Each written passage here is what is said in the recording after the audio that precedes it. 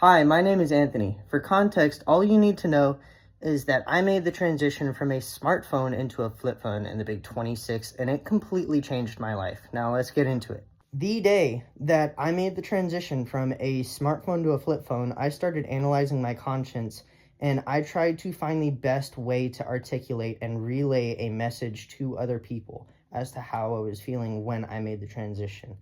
And it starts off by saying, I'm going to keep it simple, stupid, at least to begin with. Content, specifically short-form content consumption, rots your brain. To name a few ways it does so is by destroying your critical thinking skills, your attention span, and frying the parts of your brain that make and recept the happy chemicals. This is part of the tip of the iceberg, but I think that there's extremely basic measures you can take to prevent brain rot without going down the rabbit hole. Now, I could sit here for hours and talk about algorithms, dead internet theory, AI, propaganda. The list goes on, but the simplest solution to it all has been in front of us for a while. Commonly seen as corny primitive tech, flip phones are your key to escaping the loop and becoming an independent free thinker in today's age of tech. Seriously, dumb phones are the move. Y'all can't fathom how significantly different life feels within hours of making the switch. You would also be surprised at how much more functional you are despite having freshly ditched the infinite data fountain you used to carry in your pocket. You start off skeptical, like how am I going to get around without Google Maps?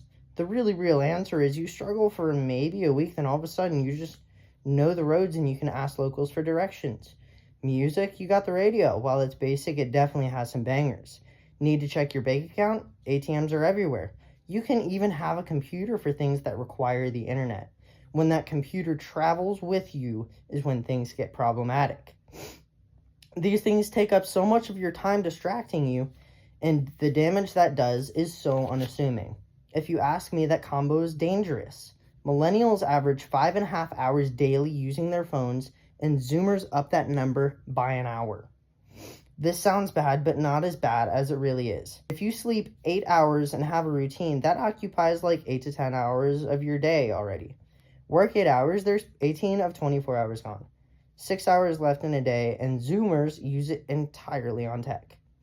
6 times 7 equals 42. 42 times 4 equals 168, and 168 times 12 equals 2016. That's 2016 hours of your year.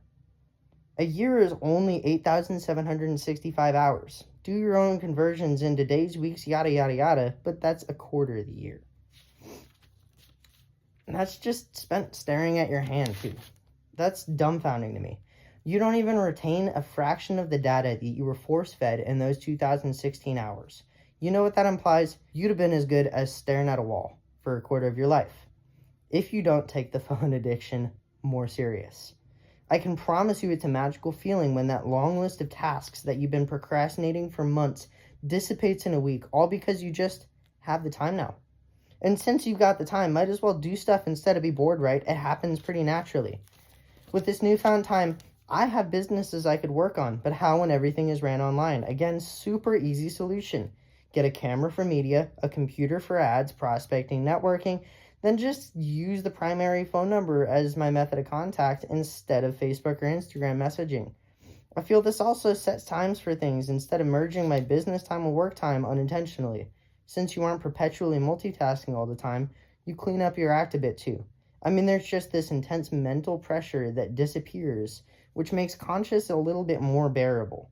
Just being more present and aware gets easier. Even sleep gets easier. Without a smartphone to cram more data than is humanly possible into your eye holes at 11 p.m., your brain gets the chance to wind down and stabilize. Seems pretty simple, but watching the change real time is dramatic.